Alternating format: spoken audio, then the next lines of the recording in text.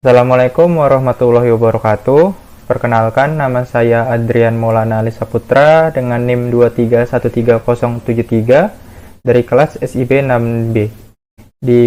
Pada hari ini saya akan menjelaskan sedikit pemaparan materi dari saya, yaitu yang berjudul Manajemen Rantai Pasok, Strategi Operasi dan Mitigasi Resiko Era VUCA, kepada pengampu dosen saya, yaitu Bapak Nandana Rendra Mufano SEMM. Oke, lanjut yang pertama, yaitu tujuan dari presentasi saya kali ini, yaitu yang pertama, memahami konsep dasar manajemen operasi. Yang kedua, menjelaskan proses transformasi dalam operasi. Yang ketiga, memahami resiko pada rantai pasok. Yang keempat, menjelaskan strategi mitigasi resiko. Yang kelima, mengintegrasikan kedua konsep dalam praktik bisnis. Kemudian lanjut untuk gambaran umum. Yang pertama ada warehouse, yaitu sebuah manajemen penyimpanan dan aliran fisik barang yang efisien untuk mendukung kelancaran distribusi hulu ke hilir. Yang kedua ada planning, yaitu sinkronisasi antara peramalan permintaan dan kapasitas produksi untuk menyeimbangkan kebutuhan pasar. Yang ketiga ada strategi, yaitu pengambilan keputusan kritis dalam rantai pasok untuk membangun ketahanan operasional di era ketidakpastian.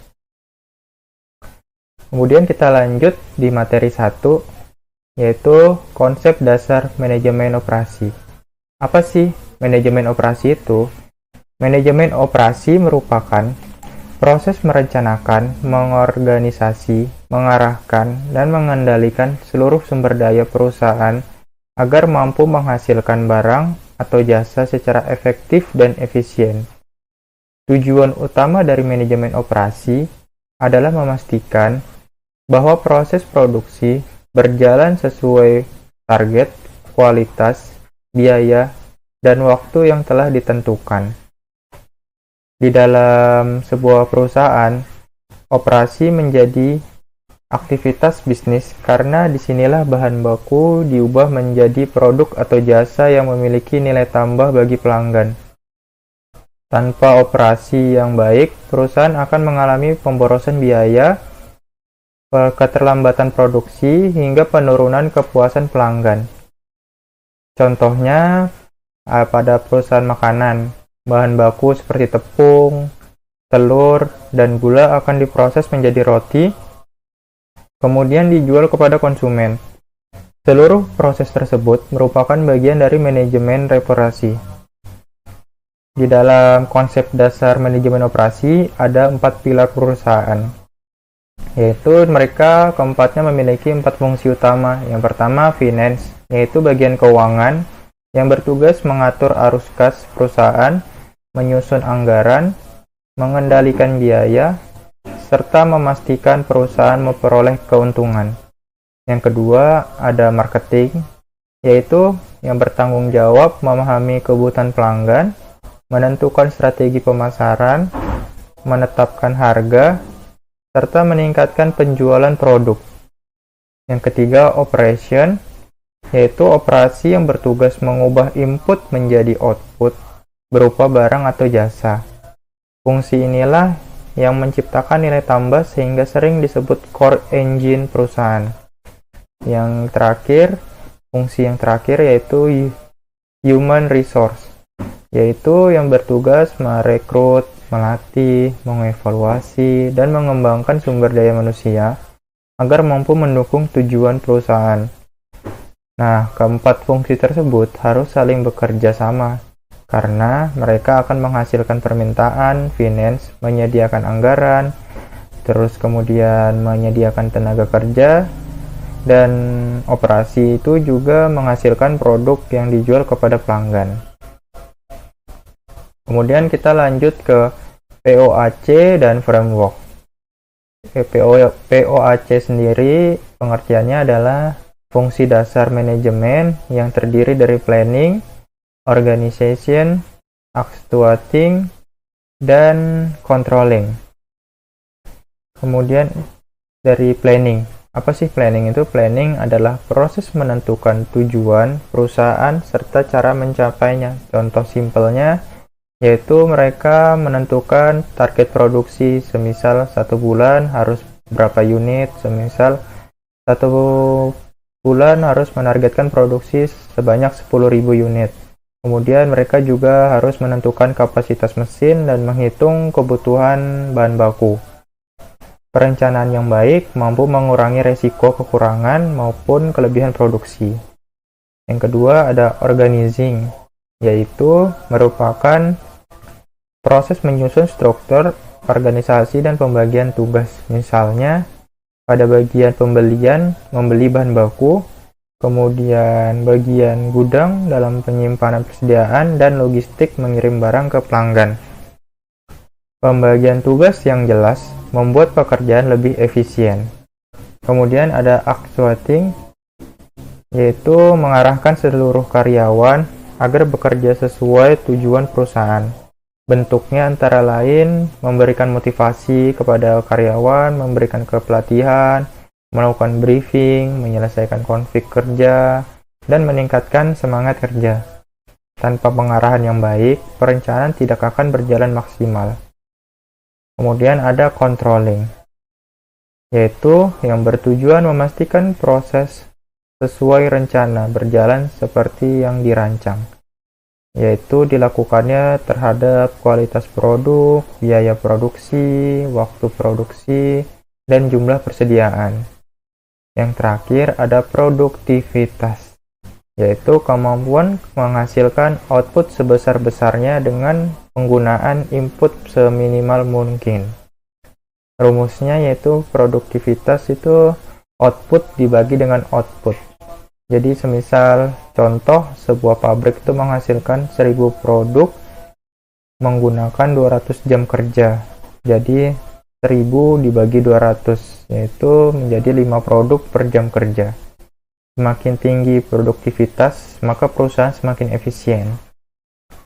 Kemudian lanjut ke strategi operasi. Di strategi operasi ini kita memiliki 3 strategi utamanya. Yang pertama, low cost leadership. Strategi ini bertujuan menghasilkan produk dengan biaya serendah mungkin. Cara mencapainya dengan cara efisiensi produksi, otomatisasi mesin, mengurangi pemborosan, dan pembelian bahan baku dalam jumlah besar. Contohnya Indomaret dan Alfamart. Mereka pasti berusaha menekan biaya distribusi agar harga tetap murah. Yang kedua ada differentiation, yaitu perusahaan menawarkan produk yang unik sehingga berbeda dari pesaing. Misalnya desainnya lebih menarik, kualitasnya lebih premium, pelayanannya pelanggannya lebih baik, kemudian inovasi produknya yang unik. Contohnya Apple. Apple mampu menjual produk lebih mahal karena desain dan teknologinya sangat tinggi dan kualitasnya yang premium. Yang ketiga ada respons, yaitu strategi yang berfokus pada kecepatan merespons sebuah pasar. Misalnya pengiriman cepat, produksi fleksibel, cepat menyesuaikan tren dan konsumen. Contohnya seperti marketplace seperti Shopee. Mereka pasti berusaha mempercepat proses pengiriman barang kepada customer-nya. Oke, kemudian kita lanjut pada materi kedua, yaitu manajemen resiko rantai pasok. Apa sih manajemen resiko rantai pasok? Manajemen resiko rantai pasok adalah proses mengidentifikasi, menganalisis, mengevaluasi, dan mengendalikan berbagai resiko yang dapat mengganggu kelancaran aliran barang, informasi, maupun keuangan dalam rantai pasok. Tujuannya adalah menjaga agar perusahaan tetap terjaga walaupun terjadi gangguan seperti pandemi, bencana alam, konflik, geopolitik, atau kenaikan harga bahan baku. Fokus mitigasinya ada 3.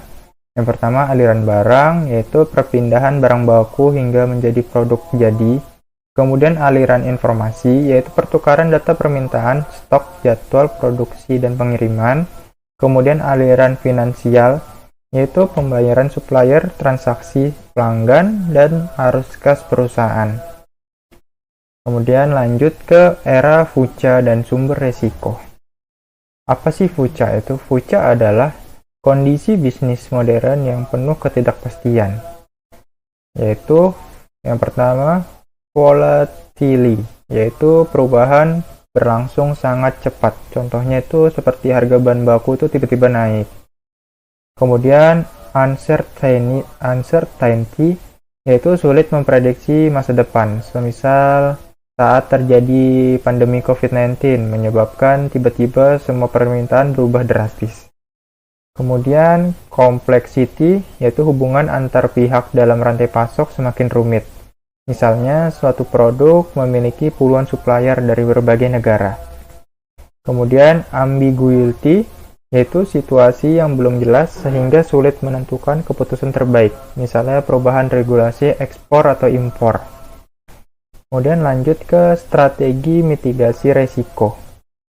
Ada beberapa strategi utama antara lain multi-sourcing, yaitu menggunakan lebih dari satu supplier sehingga jika satu supplier mengalami gangguan masih ada pemasok lain.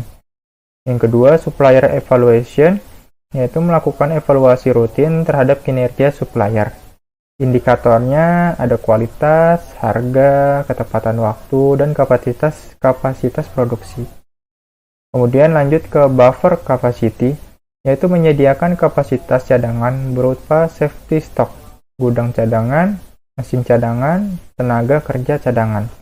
Kemudian lanjut CPFR, yaitu collaborative planning, forecasting and replacement, yaitu perusahaan dan supplier berbagi data penjualan secara real time sehingga perencanaan permintaan menjadi lebih akurat. Kemudian kita lanjut ke bagian integrasi materi, yaitu hubungan manajemen operasi yang baik menghasilkan proses produksi yang efisien. Ketika proses produksi efisien, rantai pasok menjadi lebih stabil. Nah, rantai pasok yang stabil ini akan memudahkan perusahaan menerapkan strategi mitigasi risiko, sehingga perusahaan memiliki supply chain resilience, yaitu kemampuan bertahan menghadapi gangguan dan tetap mempertahankan keunggulan kompetitif. Kemudian kita lanjut ke studi kasus. Ada contoh studi kasus tentang manajemen rantai pasok kali ini, yaitu studi kasusnya gangguan rantai pasok Toyota pada masa pandemi COVID-19. Nah, Toyota itu mengalami gangguan pemasokan chip, semikonduktor, dan bahan baku selama pandemi COVID-19. Dampaknya adalah produksi kendaraan menurun dan waktu pengiriman menjadi lebih lama. Toyota kemudian menerapkan beberapa strategi, yaitu pertama, diversifikasi suppliernya agar tidak bergantung pada satu pemasok. Yang kedua, menyediakan safety stock untuk komponen penting. Yang ketiga, mengembangkan digital supply chain agar informasi stok dapat dipantau secara real time. Yang terakhir, memperkuat kolaborasi dengan supplier. Jadi, hasilnya Toyota mampu menjaga keberlangsungan operasional lebih baik dibandingkan banyak produsen otomotif lainnya. Oke, sekian dari presentasi saya. Apakah ada pertanyaan? Jika ada pertanyaan, silakan bertanya.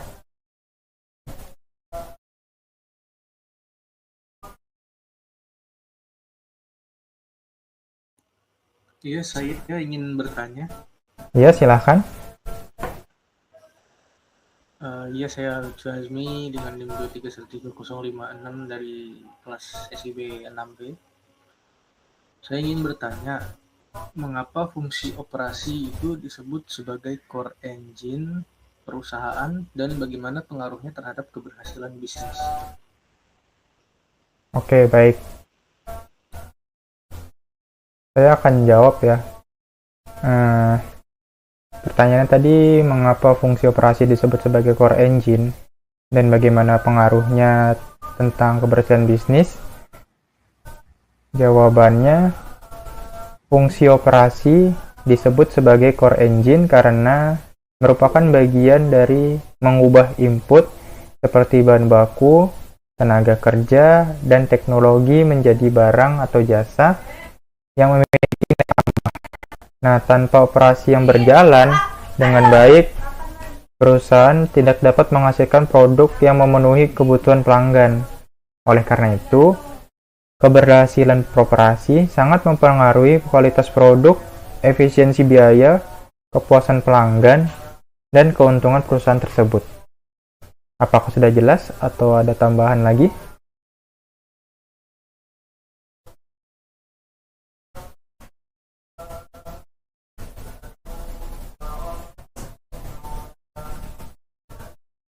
Baik, apakah sudah Saya jelas? ingin bertanya.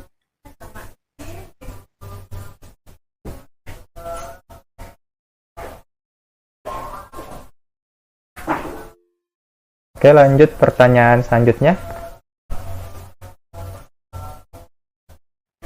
Baik, saya ingin bertanya. Perkenalkan, nama saya Anandi Torus Prawara dari kelas SIB 6B. Bagaimana hubungan antara manajemen operasi dan manajemen risiko pantai pasok dalam menciptakan keunggulan kompetitif perusahaan? Udah itu aja, terima kasih Mas. Oke, baik. Hmm, Manajemen operasi itu pasti memastikan proses produksinya berjalan secara efektif dan efisien. Sedangkan manajemen risiko rantai pasok berfokus pada identifikasi dan mitigasi risiko yang dapat mengganggu proses tersebut. Jadi, ketika keduanya diterapkan secara bersamaan, perusahaan mampu menjaga kelancaran produksi, mengurangi gangguan operasional, memenuhi kebutuhan pelanggan tepat waktu, serta meningkatkan supply chain resilience. Apakah sudah jelas? Sudah Mas, terima kasih. Oke, baik. Apakah ada pertanyaan lagi atau tidak ada?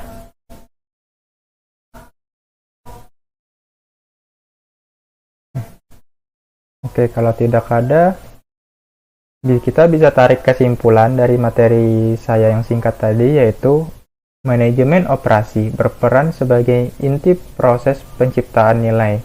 Kemudian, produktivitas dapat dicapai melalui efisiensi dan efektivitas. Resiko rantai pasok harus diidentifikasi sejak dini. Kemudian, strategi mitigasi meningkatkan ketahanan rantai pasok, dan integrasi operasi dan manajemen risiko menciptakan keunggulan kompetitif. Oke, baik. Sekian dari pemaparan presentasi pada webinar singkat saya pada hari ini. Saya Adrian Maulana Saputra, kurang dan lebihnya mohon maaf. Wabillahi taufiq wal hidayah. Wassalamualaikum warahmatullahi wabarakatuh. Assalamualaikum warahmatullahi wabarakatuh. Perkenalkan, nama saya Agus Subianto dengan NIM 2313074, kelas SIB 6B. Saya akan mempresentasikan tentang penerapan teknologi dan otomasi dalam meningkatkan efisiensi operasional melalui strategi supply chain management. Selanjutnya, tujuan presentasi. Yang pertama, memahami konsep teknologi dan otomasi dalam operasional perusahaan. Yang kedua, mengetahui berbagai teknologi yang digunakan untuk meningkatkan efisiensi operasional. Yang ketiga, memahami konsep strategi supply chain management atau SCM. Yang keempat, menjelaskan hubungan antara teknologi otomasi dan SCM dalam meningkatkan kinerja operasional perusahaan. Selanjutnya, gambaran umum. Ini merupakan gambaran umum dari supplier, teknologi dan otomasi, proses operasional dan supply chain, dan customer. Selanjutnya, teknologi dan otomasi dalam operasional. Teknologi operasional merupakan penggunaan perangkat keras, perangkat lunak, dan sistem informasi untuk mendukung aktivitas operasional perusahaan. Sementara itu, otomasi adalah penggunaan mesin atau sistem otomatis untuk menggantikan proses manual sehingga pekerjaan menjadi lebih cepat, akurat, dan efisiensi. Tujuannya meningkatkan produktivitas, mengurangi human error, mempercepat proses operasional, menghemat biaya operasional, meningkatkan kualitas produk dan layanan. Selanjutnya, jenis teknologi yang digunakan. Berapa teknologi yang banyak diterapkan dalam operasional perusahaan antara lain Internet of Things atau IoT, Artificial Intelligence atau AI, robotika, barcode dan RFID, Enterprise Resource Planning atau ERP. Kelima, teknologi tersebut membantu perusahaan memperoleh data secara real-time, mempercepat proses kerja, serta meningkatkan akurasi dalam pengambilan keputusan. Selanjutnya, strategi Supply Chain Management atau SCM. Supply Chain Management atau SCM merupakan strategi supply chain Manajemen merupakan proses mengelola aliran barang, informasi, dan keuangan, mulai dari supplier hingga pelanggaran secara terintegrasi. Tujuannya menjamin ketersediaan produk, menekan biaya operasional, mempercepat distribusi, meningkatkan kepuasan pelanggan, meningkatkan daya saing perusahaan. Selanjutnya, hubungan teknologi dengan strategi SCM. Di sini ada teknologi, otomasi, supply chain, efisiensi operasional. Hubungannya, AI membantu memprediksi permintaan pelanggan. IoT memonitor kondisi barang secara real time. ERP mengintegrasikan seluruh data perusahaan. RFID mempercepat proses pelacakan barang. Robotika meningkatkan efisiensi proses pergudangan. Selanjutnya, integrasi materi. Di sini ada 3, yaitu teknologi operasional, otomasi operasional, strategi supply chain management. Selanjutnya, studi kasus. Di studi kasus, penerapan teknologi dan otomasi dalam strategi supply chain management pada Amazon. Permasalahannya mengelola jutaan produk dari berbagai kategori, proses ribuan hingga jutaan pesanan setiap hari, menjaga kecepatan pengiriman ke pelanggan di berbagai wilayah, memastikan akurasi stok di setiap gudang, menghadapi fluktuasi permintaan pelanggan terutama saat promo besar. Selanjutnya, analisis kasus. Pertama, teknologi dan otomasi. Amazon menggunakan robot Kiva untuk memindahkan rak secara otomatis. Artificial Intelligence atau AI digunakan untuk memproduksi permintaan pelanggan. Barcode dan RFID membantu proses identifikasi serta pelacakan produk. Sistem warehouse Management System atau WMS, mengatur lokasi penyimpanan barang secara otomatis. Yang kedua, strategi supply chain management. Sistem SCM menghubungkan supplier, fulfillment center, armada distribusi, dan pelanggan. Informasi stok diperbarui secara real time. Rute distribusi dioptimalkan agar pengirim lebih cepat dan biaya logistik lebih rendah. Integrasi teknologi membuat seluruh rantai pasok bekerja secara efisien. Selanjutnya, rekomendasi solusi. Di sini ada 5, yaitu mengimplementasikan Enterprise Resource Planning atau ERP. Kedua, menggunakan Artificial Intelligence untuk forecasting permintaan. Yang ketiga, memanfaatkan Internet of Things dan monitoring distribusi.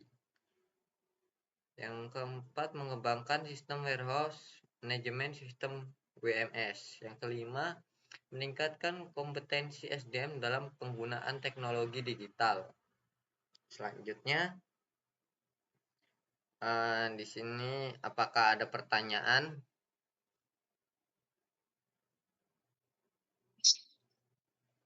Baik, saya ingin bertanya, apa hubungan antara teknologi otomatis dan strategi supply chain management?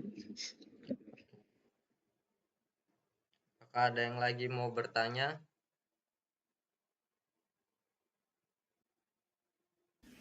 Saya Ya, saya ingin silakan. bertanya, Mas. Hmm. Apa perbedaan antara teknologi operasional dan otomatis? Apa perbedaan antara teknologi operasional dan otomatis? Iya, itu aja, Mas. Terima kasih. Baik, saya akan menjawab pertanyaan Alfian Nur. Apa hubungan antara teknologi otomatis dan strategi supply chain management? Jawabannya adalah hubungan sangat erat. Teknologi hubungan menyediakan sistem dan perangkat yang mendukung operasional, sedangkan otomasi memanfaatkan teknologi tersebut untuk menjalankan proses secara otomatis. Selanjutnya, strategi supply chain management menggunakan teknologi dan otomasi untuk mengelola aliran barang, informasi, dan distribusi secara efisien. Ketiga aspek ini saling mendukung dalam meningkatkan efisiensi operasional, menciptakan keunggulan kompetitif perusahaan. Baik, selanjutnya saya akan menjawab pertanyaan Anandito. Apa perbedaan antara teknologi operasional dan otomasi? Teknologi operasional adalah penggunaan perangkat keras, perangkat lunak, dan sistem informasi untuk mendukung kegiatan operasional perusahaan. Sementara itu, otomasi adalah penerapan teknologi tersebut untuk menjalankan proses kerja secara otomatis dengan sedikit atau tanpa campur tangan salah satu manusia. Jadi otomasi merupakan salah satu bentuk penerapan teknologi operasional. Itu saja. Oke, selanjutnya kesimpulan. Teknologi dan otomasi merupakan faktor penting dalam meningkatkan efisiensi operasional perusahaan ketika dikombinasikan dengan strategi supply chain management. Perusahaan dapat mengintegrasikan seluruh proses bisnis mulai dari masuk hingga pelanggan. Penerapan kedua konsep tersebut mampu meningkatkan produktivitas, menekan biaya operasional, mempercepat distribusi, serta menciptakan keunggulan kompetitif yang berkelanjutan. Oke, selanjutnya. Itu saja dari saya, Agus Subianto. Terima kasih. Assalamualaikum warahmatullahi wabarakatuh.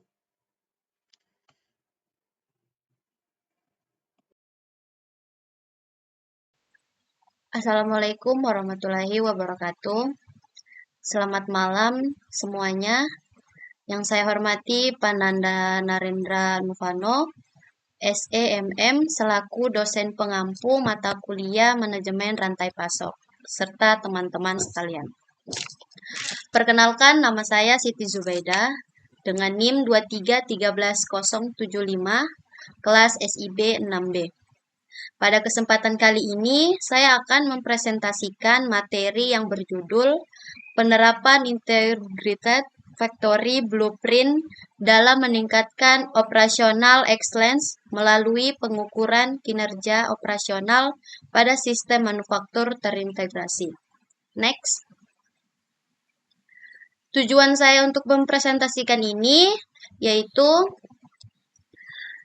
agar kita memahami konsep Integrated Factory Blueprint, dan yang kedua mengetahui komponen utama sistem manufaktur terintegrasi, dan selanjutnya memahami konsep operational excellence, dan ada juga mengenal operational excellence matrix, dan ada juga menjelaskan hubungan kedua konsep, dan yang terakhir mengetahui manfaat implementasi bagi perusahaan.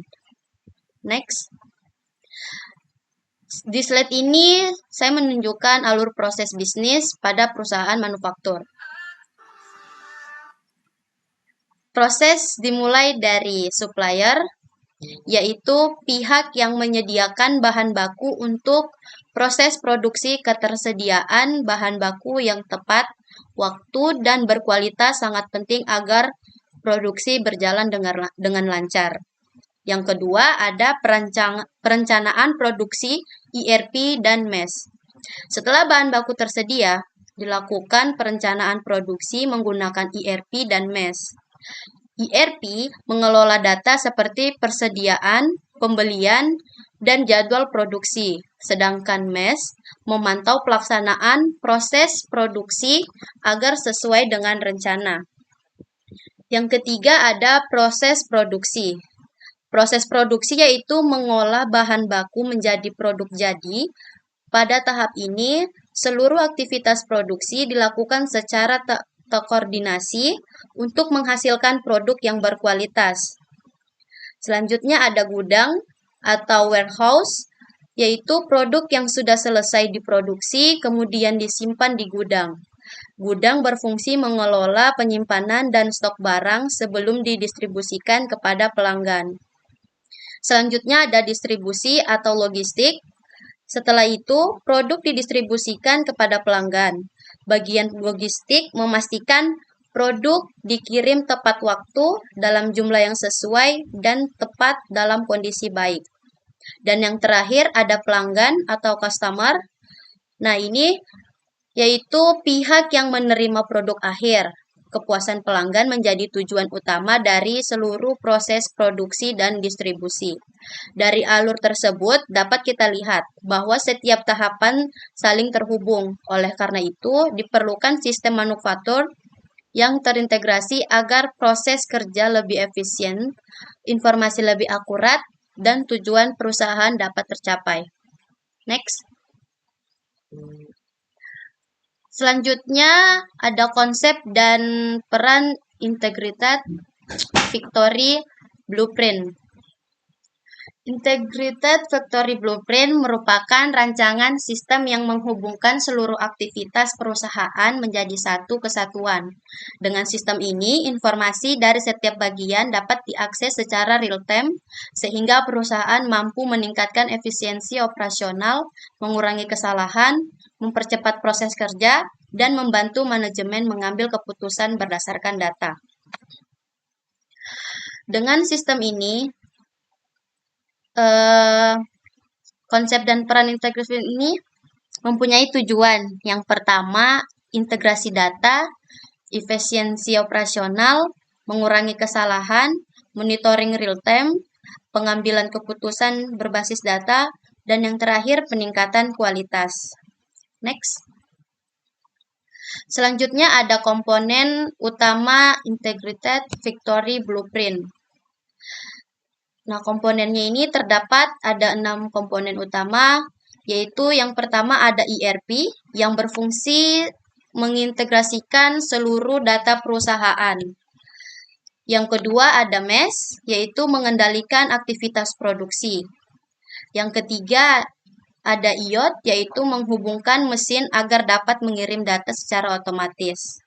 Dan yang keempat ada SCM, yaitu mengelola rantai pasok dari supplier hingga pelanggan. Dan yang kelima, ada WMS, yaitu mengatur penyimpanan barang di gudang. Dan yang terakhir, ada dashboard, yaitu digunakan untuk memantau seluruh aktivitas perusahaan secara real-time. Next. Selanjutnya ada konsep operational excellence. Operational excellence adalah suatu pendekatan atau strategi yang diterapkan perusahaan untuk meningkatkan kualitas, efisiensi, dan efektivitas proses kerja secara berkelanjutan.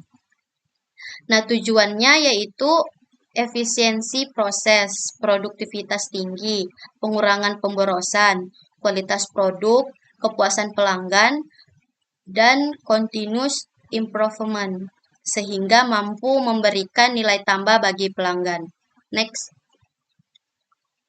Selanjutnya ada prinsip operational excellence. Operational excellence memiliki beberapa prinsip utama. Yang pertama ada continuous improvement, yaitu melakukan perbaikan secara terus-menerus dan evaluasi proses. Yang kedua ada lean manufacturing, yaitu mengurangi aktivitas yang tidak memberikan nilai tambah. Kemudian ada standar design, yaitu membuat standar kerja yang konsisten. Selanjutnya ada employee engagement, yaitu melibatkan seluruh karyawan dalam proses perbaikan. Dan yang terakhir ada customer focus, yaitu memastikan seluruh proses berorientasi pada kepuasan pelanggan dan nilai tambah produk. Next. Selanjutnya ada operational excellence matrix. Untuk mengetahui apakah perusahaan telah mencapai operational excellence, digunakanlah beberapa indikator kinerja atau KPI.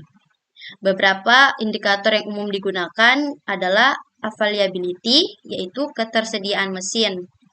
Selanjutnya ada performance, yaitu kecepatan produksi. Selanjutnya ada quality, yaitu kualitas produk. Dan ada juga OEE, yaitu efektivitas mesin. Selanjutnya ada productivity, yaitu produktivitas. Dan ada juga cycle time, yaitu lama proses produksi. Dan ada juga lead time, yaitu lama pemenuhan pesanan. Dan ada juga defect rate, yaitu produk cacat. Dan on-time delivery, yaitu kecepatan pengiriman. Dan yang terakhir, downtime, yaitu waktu mesin berhenti. Melalui indikator tersebut, perusahaan dapat mengevaluasi proses yang masih perlu diperbaiki. Next. Selanjutnya, ada hubungan Integrated Factory Blueprint dengan Operational Excellence Matrix. Alur hubungan antara Integrated Factory Blueprint dengan Operational Excellence Matrix, kedua konsep ini saling mendukung untuk meningkatkan kinerja perusahaan. Berikut penjelasan setiap tahapannya. Prosesnya dimulai dari Integrated Factory Blueprint yang mengintegrasikan seluruh aktivitas perusahaan sehingga menghasilkan data operasional secara real-time. Data tersebut kemudian diukur menggunakan berbagai KPI dalam Operational Excellence Matrix. Hasil pengukuran digunakan untuk mengevaluasi kinerja perusahaan dan menjadi dasar dalam melakukan continuous improvement. Dan selanjutnya melalui proses inilah perusahaan dapat mencapai operational excellence. Next.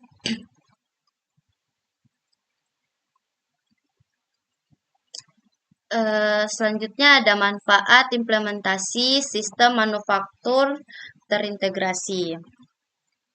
Dengan menerapkan kedua konsep tersebut, perusahaan akan memperoleh berbagai manfaat seperti efisiensi yang meningkat, produktivitas yang lebih tinggi, biaya operasional yang menurun, kualitas produk yang lebih baik, monitoring secara real-time, pengambilan keputusan yang lebih cepat, meningkatnya kepuasan pelanggan, serta daya saing perusahaan yang semakin kuat. Next. Selanjutnya ada integrasi konsep. Setelah memahami hubungan kedua konsep tersebut yang tadi, pada slide ini dapat kita lihat bahwa Integrated Factory Blueprint, Operational Excellence Matrix, dan Continuous Improvement saling melengkapi. Sistem yang terintegrasi menyediakan data yang akurat. KPI membantu mengukur kinerja, sedangkan Continuous Improvement digunakan untuk melakukan perbaikan secara berkelanjutan. Jika ketiga konsep ini diterapkan secara bersama, perusahaan dapat meningkatkan efisiensi, produktivitas, kualitas produk, serta kepuasan pelanggan. Dan hasilnya, sistem lebih efektif, sistem lebih efisien, produktivitas meningkat, dan kualitas meningkat. Setelah memahami integrasi ketiga konsep tersebut, selanjutnya saya akan melihatkan contoh penerapannya melalui studi kasus pada sebuah perusahaan manufaktur. Next. Nah, studi kasusnya itu saya ambil contoh dari PT Maju Jaya Food meningkatkan efisiensi produksi melalui sistem manufaktur terintegrasi. Nah, contoh studi kasusnya itu PT Maju Jaya Food merupakan perusahaan yang bergerak di bidang produksi makanan ringan. Seiring meningkatnya permintaan pasar, perusahaan menghadapi berbagai kendala dalam proses produksi karena sebagian besar aktivitas masih dilakukan secara manual. Akibatnya, koordinasi antar bagian kurang optimal dan informasi sering terlambat diterima. Jika kondisi tersebut terus terjadi, maka dampaknya adalah pencatatan stok sering tidak akurat, jadwal produksi sering mengalami keterlambatan. Selanjutnya, biaya operasional meningkat akibat pemborosan. Pengiriman produk kepada pelanggan menjadi terlambat, dan kepuasan pelanggan dapat menurun.